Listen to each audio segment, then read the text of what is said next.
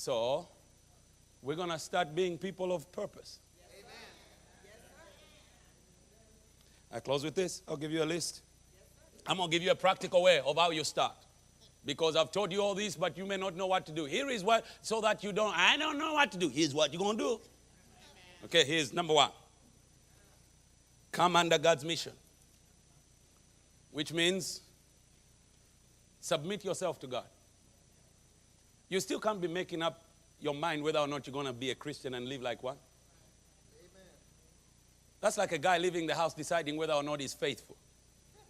Don't you know you're going to get an opportunity if you're still deciding? You leave the house knowing I'm fully booked and probably content. And if not, you're working on it. Amen. Thank you for Pastor Leroy's amen. The brothers were quiet. Submit yourself to God.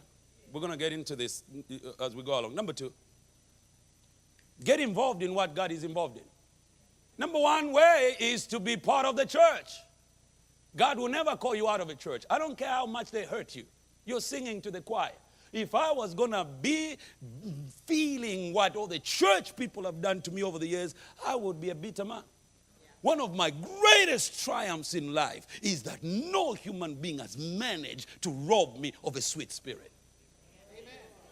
I've been fleeced, I've been lied on, I've been betrayed. Come on, y'all. One time a TV guy took over 200,000 from me. But he did not manage to get me bitter because of money. That's mine to reserve the right to release. Attend church. Because we are an army. How can you miss the training and want to be deployed? No wonder you're easily wounded. You are untrained. No wonder you're ineffective. You don't know how to fire this gun. When people ask you what you believe, Peter said, have a reason for the hope that you profess. You don't even know why we speak in tongues. So when they say, well, you know, all that tongues is confusion, you said, well, maybe we should go to a church where they don't speak in tongues. We got pastors who are worried. If we speak in tongues in church, the people are going to misunderstand us. The people are not the author of the church.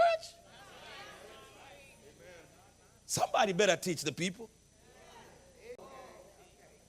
Number three, invite. Actively offer the gospel. You either preach to them, and if you don't think you can preach to them, give them an opportunity to hear somebody preach. Amen. You gossip about everything. Now time to gossip the gospel. Come on, y'all. It's not that you have no conversation. You have a conversation. Just weave the gospel in there. Now, don't cram it down people's throat, but just make sure somewhere in there they hear Jesus. Pray. I challenge you to get a list of at least 10 people that you're going to pray for.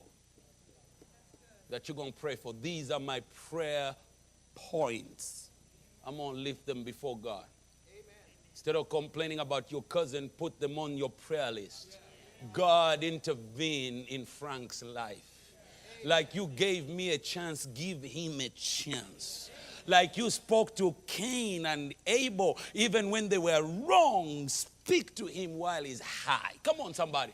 Pray. Pray. Pray. Then make the gospel attractive by the way you live. That's what Paul said to Titus. And if God is building a kingdom and you're part of the army, serve. Nobody got to beg you to be part of any area of church life. This is your daddy's house.